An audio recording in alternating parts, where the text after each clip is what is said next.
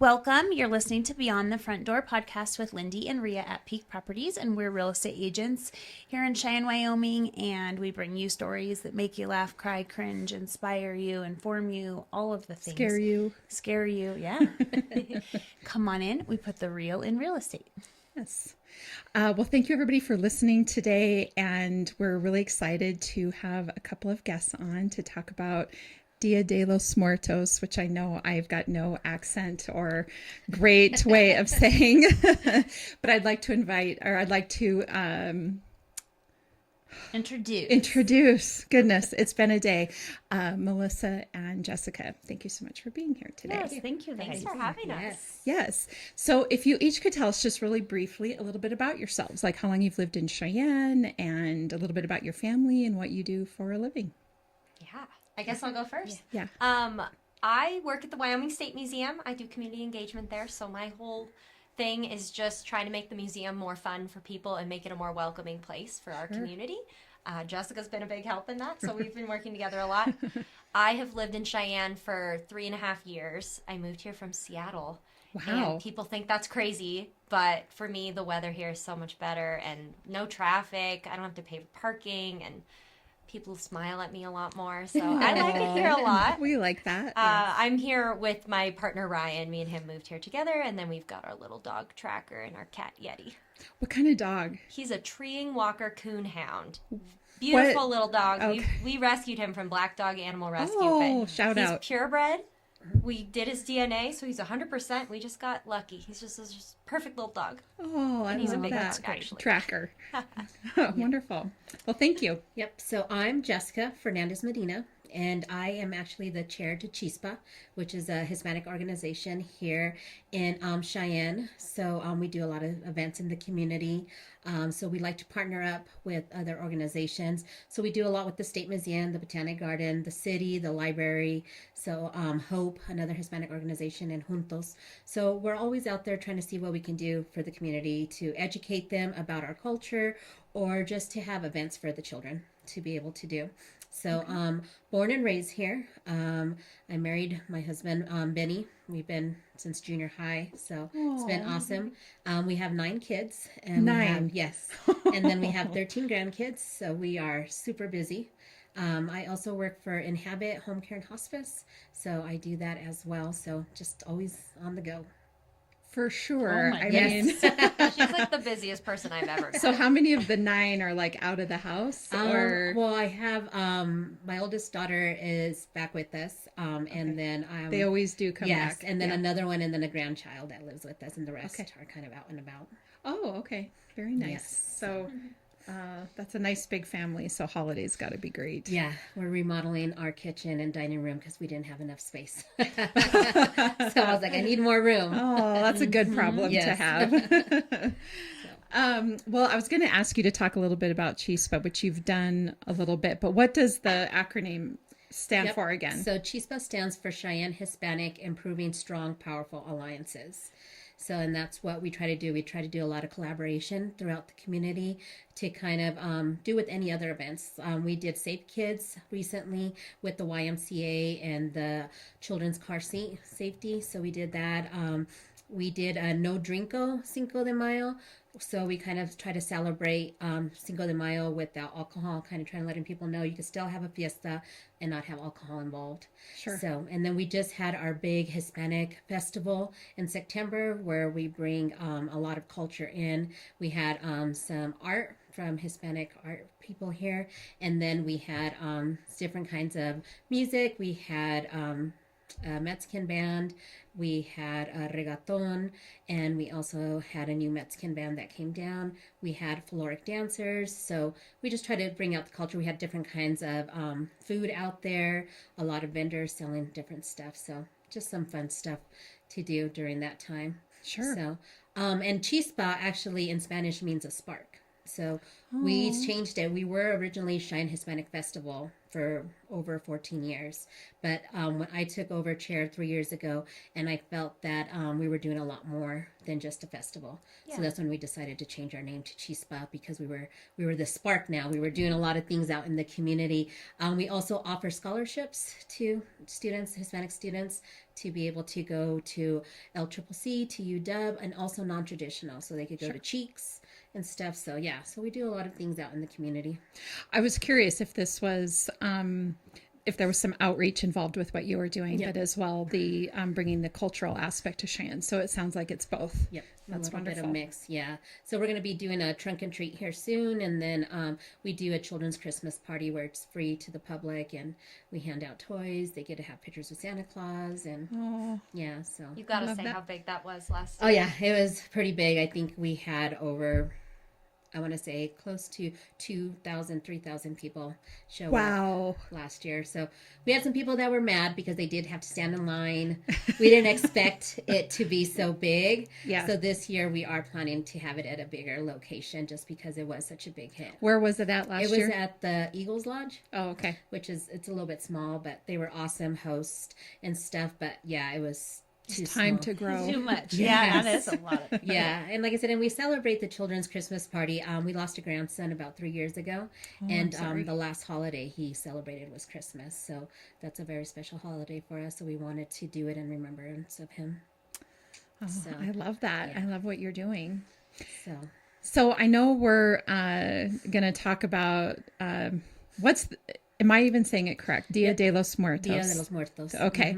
I know that there is an event here in Cheyenne, but what is the global history behind Dia de los Muertos? Like what's the I'll let situation Melissa there? talk about the Okay. history here. Yeah, so here in Cheyenne, we've got an amazing Hispanic community with a lot of leaders like Jessica that have been involved in the community for many years. And so here in Cheyenne, about 10 years ago, some awesome women, Anne Redman and Carol Madison Pascal, and then a colleague of mine at the State Museum, Nathan Dorr, wanted to start celebrating Dia de los Muertos because it's a holiday that is traditionally celebrated in Mexico and in many communities around the world, but that people here in Cheyenne didn't know much about. Yeah. And they started small, but they wanted to make sugar skulls, which is kind of a big draw of one of the most fun things you can do with Dia de los Muertos. It's literally a skull made out of sugar. You decorate it with frosting. It's a big mess and it's fun. The kids will pile the frosting this high to see them falling minutes ago. It's very funny. But they started doing that 10 years ago. I came around about 3.5 years ago, and I know that the Cheyenne Botanic Gardens had started doing a Dia de los Muertos event too with a lot of the same partners, and I just thought it'd be great to bring everyone together. And Jessica's been on my team with that from the start, that I think we both have the same mindset of if we're working together, we're going to do a lot better. Sure. So, And make a day now, of it, or an event, or yeah, a month of it. I mean, yeah. all of us have this limited building capacity, limited staff, limited money, and so Yeah. why not pool it all together? So now we had the Botanic Gardens join in, we had the Depot Museum join in, and most recently we've had the library join in, as well as Chispa, and as well as bringing on other community members. People from the city are on our committee. And it's just helped us grow a ton in these last 10 years. And it's really cool to look back. I'm actually going to do a little post. I found some video from that very first nice. year when it just looked, it was just so small. And it was just frosting and sugar skulls and dancers. Nicole Cordova has been a part of this for a long time too with her dance group. And it's come a really long way. And I think it's awesome because this is a really important holiday with really significant traditions behind it. It's super meaningful to people, and we're just glad to be able to celebrate it in an authentic way, because if you go to the store and you're looking at all these Halloween decorations, you will see Dia de los Muertos stuff right next to it. And I think in America, people are getting really confused about what is Dia de los Muertos, and is it something we celebrate at Halloween, and can I dress up as a Catrina for Halloween? And it's these are different holidays, and this holiday has a lot of really important spiritual significances. And so if we're not giving people an opportunity to learn that, then they're just walking around buying stuff and wearing earrings and t-shirts without And kind of knowing mixing that it this is a together. really Yes. important cultural tradition, and so that's what we want to teach about. And now you want to share with us Yes. what Dia de los Muertos is I all want to about? learn about it. Yep. Yeah. So I wrote some stuff down. So I just put Dia de los Muertos is a vibrant and deep meaningful celebration that honors and remembers loved ones who have passed away. The tradition primarily absorbs in Mexico and Latin American countries, but it actually started from the Aztecs. They would do a long month of festival activities, and they would recognize the Lady of the Dead, which is part of Las Catrinas. So, and so they would have traditions where they would celebrate and mourn their loved ones that had passed, and kind of as a remembering that they once walked with us. So, like to not forget. It kind of goes to Coco, the song, Yes, I love Remember it. Me. It kind of goes back to that. It's like, don't ever forget the ones that have gone. They were here once with us. They were part of us. And, in Dia de los Muertos, they start saying, and I love to see all the posts on Facebook where they're like, they're getting ready. They're going to start coming to come and see us, and a lot of people do believe in that. They believe that they do that crossing that day to be able to come and celebrate with us on that day, because that's the day we're actually celebrating them. So there is a specific day. Yep. So there's celebrations all month, but there's a specific day. Which is November 2nd. So, and it kind of went together with All Day Saints and Soul, the Day of the Souls. So it kind of went together where November 1st and November 2nd are celebrated on those days. Okay. But November 2nd is the one that stands out more of the celebration. Okay. So yeah. Have you watched Coco? I have not. Oh my gosh, yeah, you you'll have have to watch it. Now you'll go watch it and you'll be like, I love this. Because you I'm will sure cry. there's things in you will cry, but it helps understand a little bit of this. Yeah. So it's a movie. It's a Yeah. Disney movie. Oh, it's a Disney Yes. movie. So So yeah, I have not watched. I mean, my kids are all grown as Well, well. you're gonna go and home and watch haven't- My I'm gonna have to go. grandkids love it, so I've watched it. Like I don't even know how many times. I think I know it by heart now. So, and some of the stuff that's on there, like the marigolds. So the marigolds have a big meaning of them. They say that the marigolds, it's the smell that the marigolds give that kind of gives the path to the souls to know where to go. So. I see. Yep. And then there's also the purples. Purples flowers represent the pain, the suffering, and the mourning that we have. And then there's white, where it signifies the hope. And then the pinks and the reds reflect joy and celebration of life. So if you ever see those colors around, a lot of people put ofrendas together. So they're like altars where you kind of put people that have passed away, and you put like their favorite food that they like to eat. You also put like a fire, like a candle, to kind of symbolize that one day they did have life. And then they have water to if they get thirsty as they've made their trip to come. And then the marigolds are on the ofrendas as well. So the State Museum puts ofrendas together. And then the Botanic Garden also puts ofrendas. And the library, I think, is going to have one this year as well. So the Rail Spurt is doing one as well, where they're offering it off to the community of anybody that wants to go and put their loved one up. And the Botanic Garden does that as well. So. Oh, that's So yeah, so those are the big ones. And then I wanted to talk a little bit about Las Catrinas. So Las Catrinas are like really tall women, and they're skeleton, and they have like really pretty bright dresses, and then they wear hats. And they're, like I said, skeleton looking. And they have them at the Botanic Garden. So if you have not went to go see them, you need to see them, because they're absolutely beautiful. Yes. So yeah, and like I said, and they're part symbol of Dia de los Muertos. They originally didn't start like that. They originally got started. A newspaper guy actually was mocking people and saying that it doesn't matter what clothes you wear. You can wear top wearing hats and clothes, but at the end we all die the same, and we're all the same. So that's where the Catrinas originally started from. And then from there, Frida's husband was the one that started symbolizing them with the death, So Las Catrinas are really, really beautiful at the Botanic Garden. But like I said, their symbol is just the meaning of, we once were here. So. I was thinking as you were talking that I think I saw some quote or something about how 100 years from now, none of us are going to be here. Some of the structures that we live within are not going to be here, although some are. The work that we did, the life that we lived, it's all going to be gone. it's not that it's meaningless. It's just that for the people that are going to be living here in 100 years, they're not going to know anything about us, and here we are,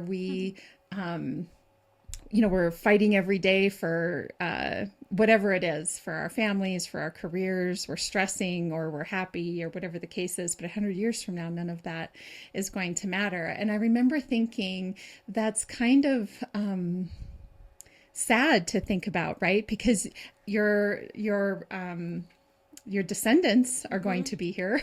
Yeah.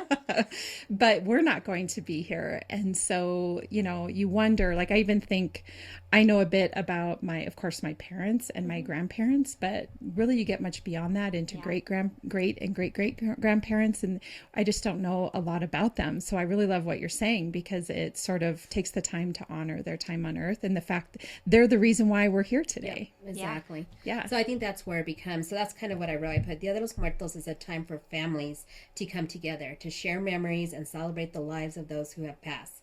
It is a joyful occasion filled with music, dancing, and food, and emphasizing that death is a natural part of life and that our loved ones remain with us in spirits. So by celebrating the Dia de los Muertos, we ensure that our ancestors are never forgotten and that their legacy continues to live on through the generations. It is a beautiful reminder that although we are no longer physically present, they once walked beside us and continue to be part of our lives. So it kind of says exactly what you had just mentioned. It's just remembering that. Please go watch Coco and then video yourself afterwards. Coco really covers it. But I will say it's probably so much more. They probably had to try to put it in a movie, and it was they did a good job. They really did. It's a really accurate representation. But what I think is also cool about these celebrations that we've been doing is that Jessica and all of these community members on the committee really want other people to know about this holiday and be able to celebrate it, because that's such a wonderful way of thinking about death that a lot of us who are not in a Hispanic culture, we are not thinking about death that way. It is sad, it's mournful, and Dia de los Muertos does recognize the sadness of it, but it gives you this like hope and joy of the whole situation that I think a lot of our other cultures kind of miss out on. Sure. And so these celebrations are kind of in a lot of ways, one, letting people who have celebrated this tradition for generations have a place to do that. They can set up altars in our museum and kind of be seen in our community and be celebrated. But also people who have never learned about this before can feel that like little inspiration that you just did, because it feels so much better when you can think about your family members coming to visit you once a year, if you just take the time to remember them and you take the time to set up their altar and give them their favorite food and you take care of them, and they're still going to be here for you. And it's just a really beautiful holiday that we want everyone to know about. I would imagine that healing sometimes takes place through this, correct? Yep, most definitely. Because if you think about so I have spent some part of my career working in substance abuse and mental health. And we talk a lot about how trauma is passed down, through generations. But also what's passed down are the good things, the happy things. So it's not just trauma, but it's whatever step you're taking today to better your life or the life of your children or your grandchildren or whatever the case is.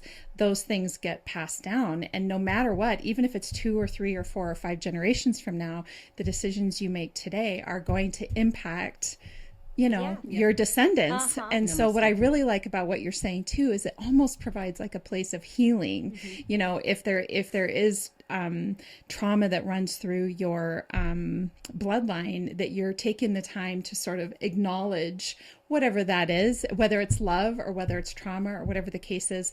I'm guessing there's gratitude involved or there's healing involved or whatever. It's got to be just a good ritual, maybe, so to speak, for that. I think that I know sometimes it's hard, like when somebody passes, it's sad, but I also think, man, what celebration they're having as their loved one is arriving. Yes.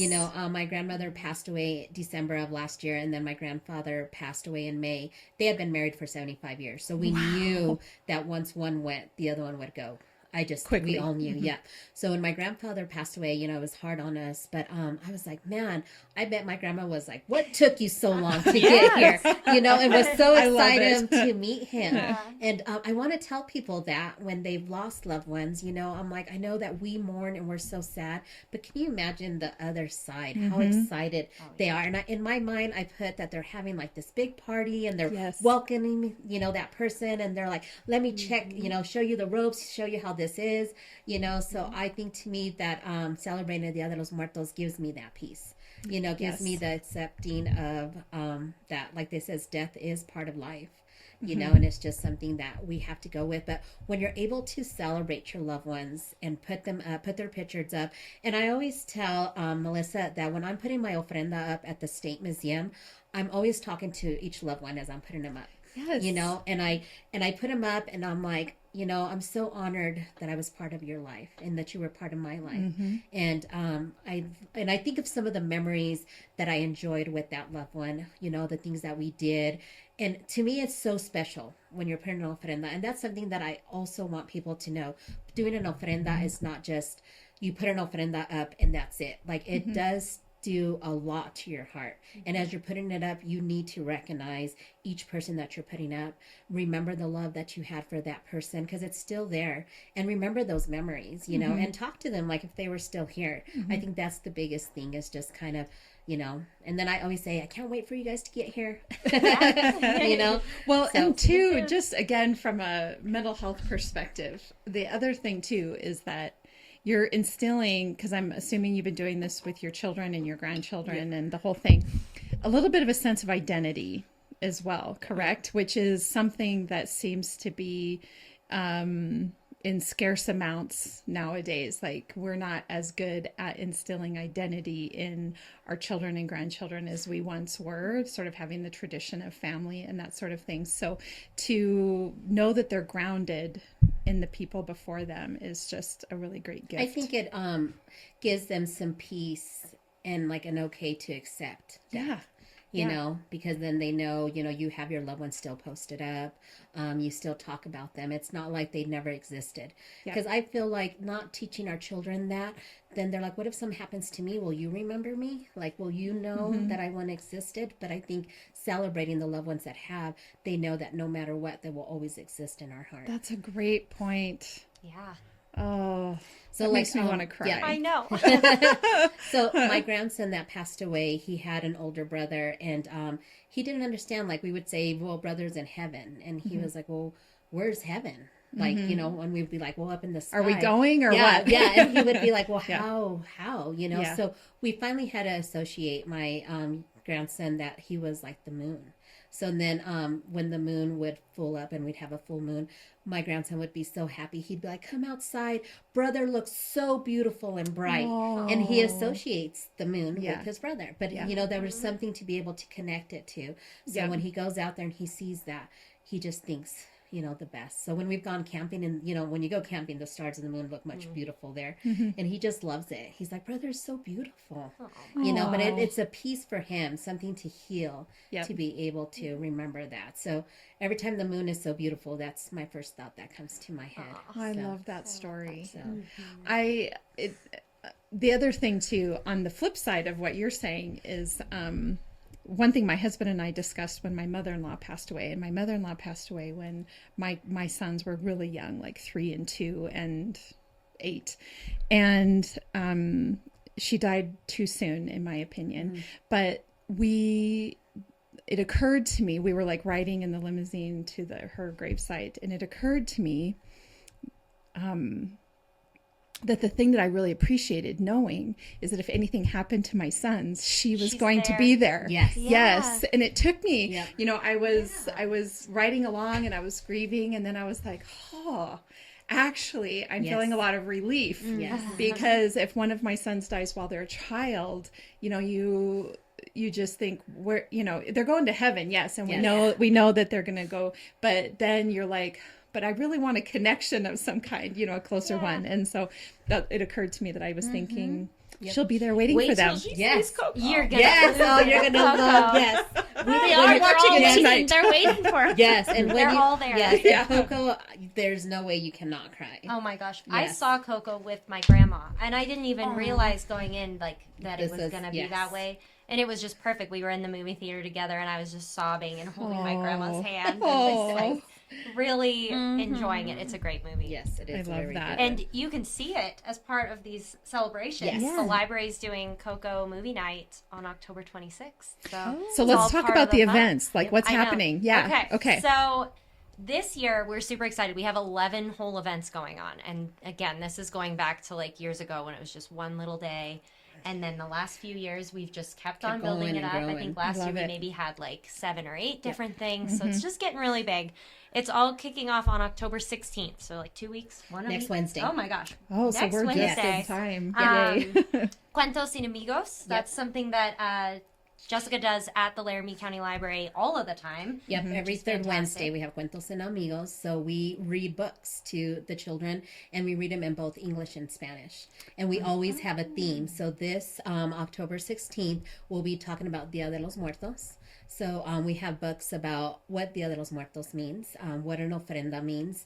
And then we do songs, we sing, we do some crafts, and we always have some snacks. Food. So, and it's from 6 to 7 at the library, like Love I it. said. And it's really cool because once again, we get to educate a little bit about our culture. In September, we did Hispanic Heritage Month. August, we did Going Back to School. So, I mean, every month we kind of do something different with the kids. So, if you ever Love it. want to take your kids, 6 to 7. So. Such a good program. And then that's gonna 2 days later gonna be followed up with a tamale making class at the library too. I did see Yes. that. So you I don't did. have to be a little kid and coming Nope. for story time. No. Grown-ups can do a lot of these events too. Yes. So if you want to learn how to make tamales, I have been doing tamales for Christmas with my family for a long time. 'cause I didn't grew even up in realize California. that was a tradition till last year. Yes. I didn't realize that not everybody did it. When I grew up, it was just like everyone did tamales. So it was kind of fun to learn that that's not the case. But that's really fun to do. The Catrinas over at the Botanic Gardens, they're doing a hat making class that Jessica's also running. Yes, so we'll be learning how to make Catrina hats. So, and the hats are such a big symbol, I think, from the Catrinas. I feel like the Catrinas were like mysterious, you know, so their hats kind of like covered them, and they just, their soul and what they all carried. And there's different Catrinas, you know, there's like the Catrinas that represent like the animals. The Catrinas that represent the fruits, you know, the farmers that would go and get the fruits and stuff. So we're going to learn how to make some Catrina hats that day. Yeah. I And love that is October 23rd, 6 o'clock at the Botanic Gardens. Okay. Then, still at the Botanic Gardens on October 26th at 1 o'clock, they're doing a flower press skull class. And this is for kids. They did this last year. I was actually too. going to say that sounds fun. It was so beautiful. does. Last year they let adults do it. They did Okay. adults. They This did one children and says adults. specifically kids. One of these days, unfortunately. guys. But they take pressed flowers and have just a little outline of a skull, just a plain old outline. And then these kids made some of the most Yeah, beautiful things. it was like really even nice. They had them all hung up. Like even like the 4-year-olds, you looked at it and you're like, this is a work of art because they just put the flowers onto the skulls and just Yeah, looked I actually Yeah. went last year and helped out, and it was just so fun to watch them. And they just wanted it bright. So they were choosing like the bright flowers. And they're flowers that were at the Botanic Garden that, you know, around it as the weather came, they can't have them out there because they're going to dry up and die. Sure. So they just kind of pressed them, dried them, and pressed them. So they were really, it was really fun. Fun. Such a fun activity. Then it's Coco movie night, and they call it movie night, but this is in the daytime, so that's weird. But October 26th, 2 p.m. You could go, and this is all ages. It's part of their kind of intergenerational programming, so it's actually encouraged. Bring your grandma and bring Yeah. your kids and bring everybody in between and come watch Coco together. And bring a Kleenex and box. cry. Okay. Yeah. Don't forget that. Then over at the Botanic Gardens, they're doing a Nichos class. So Nichos are part of one of the ways that you could decorate your altar. They're like little miniature altars kind of like a shadow box. I think Yes, that's what it kind of reminds me. Is like a shadow box, and you could put like pictures in it, and then on the outside decorate it with marigolds, different colors and stuff like that, skulls and like stuff. that. They end up really and it's pretty. A small one, you know, it's like a very small one, but there's different sizes. I've even seen people make like a guitar one where they put out that. of a hollow Yeah, guitar. fun. Really cool. So I don't know if I had said that's October 29th, 6 p.m. Botanic Gardens. Okay. Then it's the trivia night, which I'm going to do the little plug. If anyone's like watching this, you have learned a lot of information, and you could come to trivia and win probably. Ooh, we have to put that in the on October 30th, 7 p.m. at the Depot Museum. So this is actually their first time being able to host an event.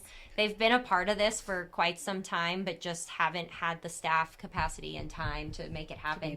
Also, because on the big Saturday, which I'm about to get to, they do their winter farmers market, and so they kind of don't have a lot of flexibility to participate in our big family day. But, sure. So come on out to that. They will have beer and also some like traditional Dia de los Muertos treats, like the bread of the dead, pan de muertos. So they're going to have some stuff you can try out, beers you can buy, hang out with your friends, try to win some trivia, win some prizes. and learn. And learn, of course. I love Learn it. what Dia de los Muertos means. November 1st, there's a story time with Jessica over at the Cheyenne Botanic Gardens at 11 a.m. Yep, we'll be reading some books about what Dia de los Muertos signifies. Yep. Okay. And then the big day. This is November 2nd, the actual holiday, which we're excited. We've just been doing the first Saturday of November every year because you kind of need to do it on a weekend. Yeah. But this year it is actually on Dia de los Muertos. So this is a really special year. November 2nd is the big celebration where you can go to the Wyoming State Museum, the Botanic Gardens, the library, to ride around on a trolley to get to all of these locations and participate in so many fun games, activities, crafts, watch dance performances. I mentioned Nicole Cordova earlier, but she runs a dance group called Las Antelitas Unidas y los Reyes del Sol. And they have been around for a long time. They've been dancing in our community. If you've been out and about and have seen costumed, beautiful Hispanic dancers, this is probably who you've seen. They're going to be performing at each location once. And then also a newer dance group called Grupo de Como la Flor is going to be dancing at each location as well. And so they're newer in the community, so we want to boost them up as well and get them kind of the same level of fame that the other group has had around put here. this group together. So like I said, she has some small kids, big kids, and adults, just like Nicole. So it's exciting to have both Las Angelitas Unidas y los Rayos del Sol and Como la Flor. So it's always nice to see more groups. Yeah, being and built. especially because the more we're doing, the more people we need to help us. So it's actually working out really perfectly. Yeah. So there's dance performances. You could make those sugar skulls at the Wyoming State Museum. We're going to be making the skulls behind the scenes next Friday, just putting sugar into molds for hours and hours on end. So that they have hundreds of sugar skulls ready for kids, and then they come and decorate it with frosting. Over at the libraries, you could play Loteria, which is kind of like Mexican bingo. The goal of that is for kids to learn some Spanish words and also some other kind of items and things that are related to Dia de los Muertos that they might not have known about. At the gardens, you can see their beautiful altar displays. Actually, every location is going to have altars on display. Theirs is a community one, so you could bring your own photos, bring your own objects to put it on there. At the State Museum, we do it so that they're kind of personal altars from different people like Jessica and some other community members, some school groups that do it as well. At the library, it's going to be the library staff doing their own altars. So all sorts of different ways to kind of experience that.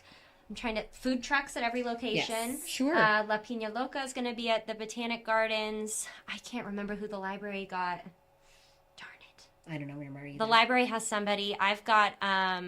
Diana Sprosty. She does Frosty's popsicle truck, which you might have seen around, but she's also from Colombia, and she does empanadas and all sorts of really delicious and she's part of Chispa as well. She's okay. Member of Chispa.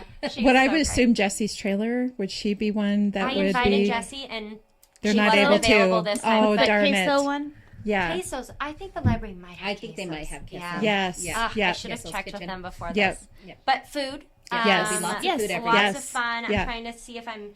Oh, the most exciting part about it is the Ofrenda de Danza. That's what I was gonna This is ask our you. brand new Yes. thing. So this year we decided these events are a lot of fun and exciting for everybody, but we wanted to really hone in on that significance spiritual. and the spiritual nature.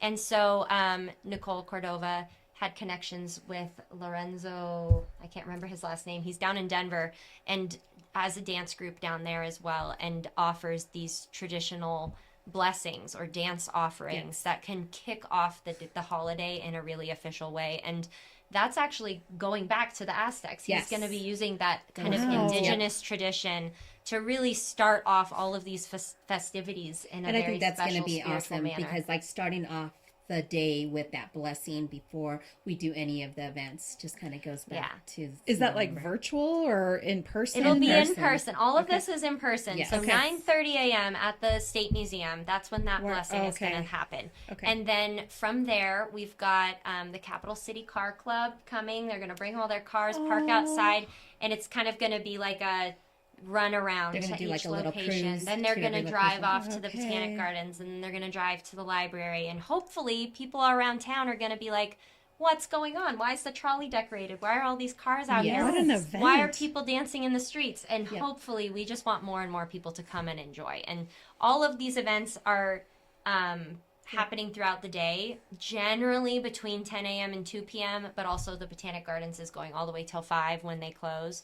And then we also added on Railspur's little party Yep, going Rail from Spurt is having like a big ofrenda party. They're going to be doing tamales there, sugar skull painting and stuff from 12 to 6 p.m. So like I said, if people want to continue, because I think the museum stops at so 3. us in the library stop at 2. Okay. And so what a perfect day. If you get Yeah. the kids, you run around town, you do all of our fun Yep. activities and events, and then you head over to Railspur And to have some enjoy tamales. some drinks and tamales and kind I of love wrap it. up the day. We're very excited for Yes, all it's of going to this be stuff a going on. lot. And like I said, it goes back to what Melissa started, that Dia de los Muertos is not Halloween. Halloween is different from Dia de los Muertos.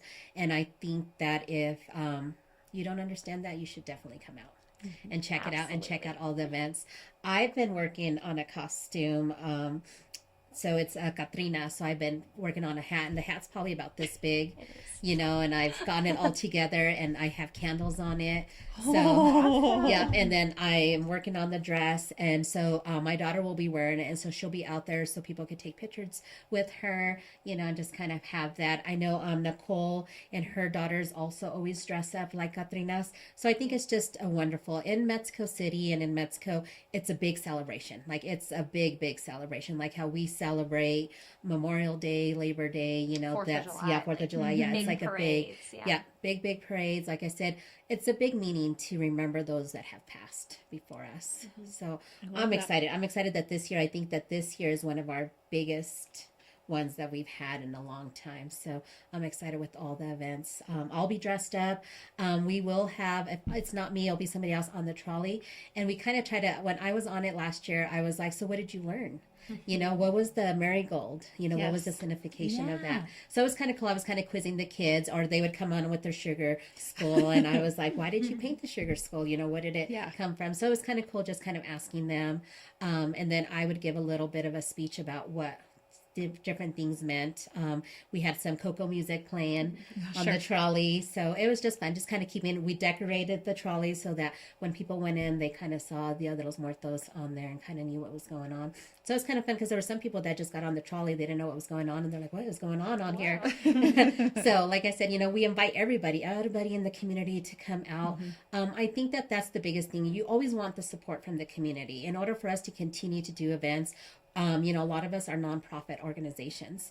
So, we go off of what sponsorships that we could get out What in the funding community. you have. Yep, and what funding we're able to use. So with having more help and more community members come, we're able to do a lot different more things. Like I said, having the blessing this year is something new for us. Having the library on board and the depot museum is always such an awesome, but continuing to have that grow, I think is fantastic. Yeah. Is there a cost for any of this? Everything is free except for, I believe, the Nichos class at the Botanic Gardens, because that's a little bit more of like materials that you need for that. Sure. But yeah, this is all free. Anyone can just drop in and enjoy, and that's what we're hoping for. Yes. Of course, a lot of these events, we do have a Facebook page. It's Cheyenne Dia de los Muertos Celebrations. If you just Google some mix of those words, we come up. You'll get it. And it has the list of all of these events, but also kind of each event page. And if you want to register for them, like the Botanic Gardens ones, some of these are smaller classes, and so you want to save your spot, but they are free. And for us at the museum, we do ask people to register in advance, just so we know, like, how many sugar skulls do we need to have? Sure. And do I need to 3,000 make, like, or 300? 30 Exactly. Yeah, it's serious. But in any case, like, we're not going to turn people away. And that's what we want, is we want it to look like something's happening and just have people stop and wonder what's going on. And we want to do more things like this. And we want to share what we're up to. And we hope that people listening will think about it. And maybe even if they can't come, but maybe they'll tell Share their it friends or and their tell neighbors. someone And else. Yes, find I us on agree. Facebook and just help us make this bigger, because I will say, I don't know, I don't like to say I lead the group, but I kind of lead our little group. Yes. And the work that everybody is doing is just unreal. We meet 12 months of the year. We do. We You do not got to stop start this planning work as soon as it's over, ever. right? Yeah. We're always finding new people. We're always finding new funding opportunities, which kind of reminds me too about the call for artists. Like, we want to support artists in the communities and get them paid for their work. And so we have an opportunity for artists to submit proposals and create the next round of marketing for what this For event Dia de is los going to look Muertos. like. And I think it's a good opportunity, because it's then awesome. all their art goes out. You know, And we use it as our want to share that. advertisement. Like, Yeah. really, all this is like, we want to build people up. We want to pay Yes. these artists. We want to make them famous. We Yes. want to make the dancers famous. Yes. We want to make all of this bigger. And so, just from my side, I'm so appreciative of all the work that goes on from all of our community members. And I hope that our community will be too. I think when people show up, it's pretty obvious how much is going into all of this. And how much fun it is, and how special the meaning is, and how it's not Halloween. These skulls are not to scare your socks off. No. These are significant So things. that's what I was just doing. I was just looking it up to see if we could make the distinction. What would be your distinction between the difference between Halloween and I think, Dia de los Muertos? Halloween, you mostly look at like black colors, orange. You know, it's more of a darker colors, where Dia de los Muertos is vibrant. You know, you're seeing like, you know, the hot pinks, the purples, the blues, the oranges, the yellows. You know, Dia de los Muertos represents more like bright colors. You know, because it's to me, I think it's like a positive, like it's a happy. It's not scary. No, Yeah. it's a It's happy not. moment. Death is bad and scary, and there are not monsters and vampires. Like, I feel like, I mean, Halloween did have a significance long, long ago, but yeah, really, I think it's been commercialized. yeah, Yes. and Right. that's actually Yeah. something that no one wants to happen to Dia de los Muertos. We No. don't want it to just be pretty images that you just like, and so you stick it on whatever you want to stick it on. We want it to have meaning. Halloween's meaning was more of like, the reason we started wearing masks and dressing up was because they wanted to scare away the bad spirits. But this is the exact opposite. This is wanting to bring in and welcome our family members and loved ones. And they couldn't be more different as far as what this is for. And so even though we celebrate this all throughout October, the reason we're doing this kind of leading up to it is because we just want more people to learn. And then to know what different things are, you know, like Las Catrinas have. You can't learn it all in one day. No. So I think having different activities, so you kind of learn a little bit, you know, as it comes. So then when you walk in on November 2nd, you have a little bit of an idea of what's going on. That's a good You know, and idea. you're not blindsided like, well, what's that going on over there? You're kind of like, oh yeah, I remember we learned this, you know, at the library, or we learned this at the Botanic Garden. So it goes back to educating, you know, educating our community so they know what the difference is between Dia de los Muertos and Halloween. You know, and that way, like Melissa says, you don't go and grab a Dia de los Muertos and, you know, dress up for it for Halloween. There's a respect thing right there that I think should always there's be the distinction. followed. Yeah. Yeah. Well, thank you so much for sharing that with us. no. That's super. Yes. Thank you. I've And we'll learned a definitely ton. send you guys all that information so you guys are able to do it. And, you know, I ask the community that if you see it, share it. You know, share it, because I mean that's where it helps us get the word out. The worst thing is to have someone be like, "Oh, I didn't know that happened." Oh God, I hate when people say that. I do too. I'm like, I've been sharing it. I shared it on our page. I shared it on my It's like screaming into the world. And there's always people who don't know what's going on. We understand. Saturation is hard, you know, getting the information out, but we're going to do everything we can to help. Thank you. We appreciate it. Of course. Thank you so much for coming on today. Do we want to do our usual? Yeah. We each have a question. Okay. So my question for each of you is, what is your favorite thing about Cheyenne? Well, I mean, I think my favorite thing about Cheyenne is like the people that I get to work with and the community here. I mean, it may be that that's what my job is, and so I find wonderful people, but Cheyenne's community is really special. And leading into that, nobody knows what's going on. I think anyone who doesn't feel like Cheyenne is fun or that there's not a lot to offer is just not looking. Yeah, I agree. This community is filled with amazing people doing amazing things.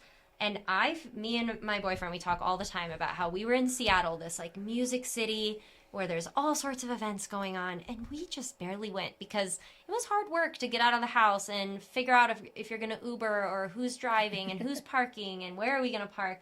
But here we could just, any day of the week, stumble across some really cool event that was easy to get to, probably free. And I just think Cheyenne is great for that. I love that. That's a great explanation. I would say about the same. My parents originated from Zacatecas, Valparaiso, Mexico, and my mom and dad always talk about how opening arms people were here. You know, they were welcomed. So I think in the Hispanic community, I feel that our community is so welcoming to people, you know, from other countries, and, you know, kind of want to help each other. I remember translating at 6 years old, you know, once I knew how to speak English, I was the translator. So I think, but before that, my parents talk about a lot of neighbors and people that helped them out. So I think my biggest thing is that Cheyenne has such a big heart that I think that's my favorite. Cheyenne has a big heart. Have we heard that? No, I feel like I need to take notes during this. My question seems random, but because we are realtors, we have to ask these questions. If you could buy real estate anywhere in the world, where would it be and why? And money's no object, just where would you buy it? Mine would be Mexico. Yeah. Yes. My parents have a home back there, and it's just, I don't know, I think it's the roots that pull me back, and just the calmness, the love that the people have for each other. I would definitely, in a heartbeat. My I guess just my grandma, but I have family in Costa Rica. Oh, nice. And yeah, that's the same. I'm like, how cool would it be to? Yeah, it's just the celebrations. I think are so big. That's what I said. I think the community just needs to come out and see these. Like I'm with Melissa. Like I said, if you say Cheyenne is boring, is because you're stuck at home and you're not coming out. Because like I said, I think in the Hispanic community, I think that's one of the biggest things. I was asked that question for Hispanic heritage, like, what does your heritage mean to you, and why do you love it? And I thought it's the connection, the community that we come together, you know, and celebrate these big events together, and know the meaning behind it, and just the love for it. And we want to welcome everybody else, you know. We want to welcome everybody to kind of learn about it and come and feel what we feel inside when we do that celebration. I love it. So good. I'm going to say that I think Wyoming is somewhere that I'm very lucky to be, especially since I only recently got to be here.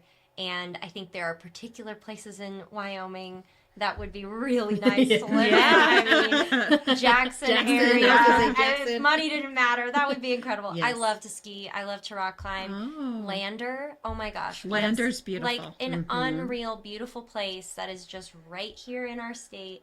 I feel very lucky to be in Wyoming, and I think the people here make it special. Yes. And I feel like everywhere I go in this state has been just such a fun visit. Even the little towns, like even Worland. I went to Worland for a conference this year, and I was like, what even is this place? And it is so cute and so pretty, and the environments around us are like unmatchable. So I think both the feel like forest Wyoming and the right now. mountains.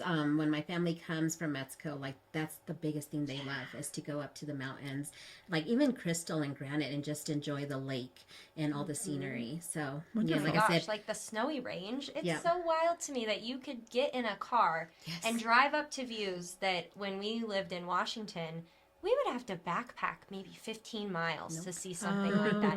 Which isn't, I mean, Washington has some really beautiful scenery Yes. too. Yeah. But just the fact that you can just drive right up to these places is so cool and accessible, and just it's just a neat place I to think be. if anything, I thank my grandfather for choosing Wyoming as our home Yeah. back in 1974. Is when What an he impact. decided You'll have to tell him choose that when Cheyenne. you set up your altar this Yes, I will Sunday. tell him Yes. this year. Oh, thank you. Yes. That's a great one. Yes. Well, thank you both for being on today. This was such a pleasure, and I learned so much. I did too. loved it. Thank you. Thank you, guys. Thank you.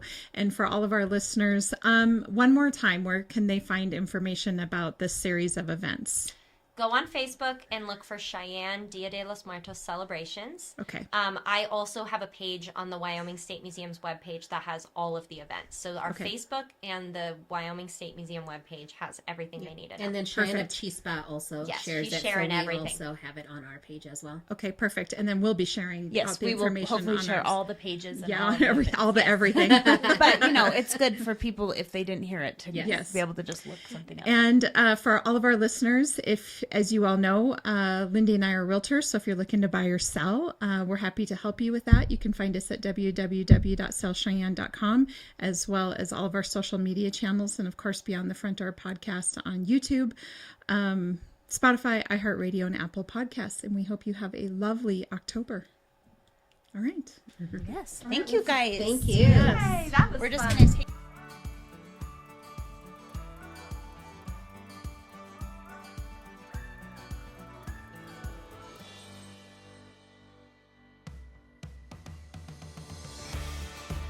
Whether you plan to buy, sell, or invest in southeastern Wyoming, turn to Peak Properties. Family and veteran owned and operated, we work diligently for you. Unlike other larger companies, we take time to learn about you, understand your specific real estate needs, and remain easily accessible if you have any questions. Being a veteran and family-owned and operated company means a high level of commitment, trust, and loyalty. Our family culture sets us apart. We work as a team. We develop not just professional, but personal relationships with our clients. When you choose Peak Properties, you become part of our real estate family. Looking to relocate to Wyoming or just move across town? Peak will be there for you every step of the way. Recognized for excellence and dedication in the real estate profession, we're proud to be one of the most trusted and knowledgeable names in our industry. Let Peak help you find your dream home or investment property today. Our agents will make sure you're informed and listened to as they guide you to fulfilling your real estate goals. Reach out today. We have sold and purchased several homes through Peak Properties, and each time I've been impressed. They are great about guiding us in the right direction and always being in our corner. Peak Properties. Let our family show you the way home.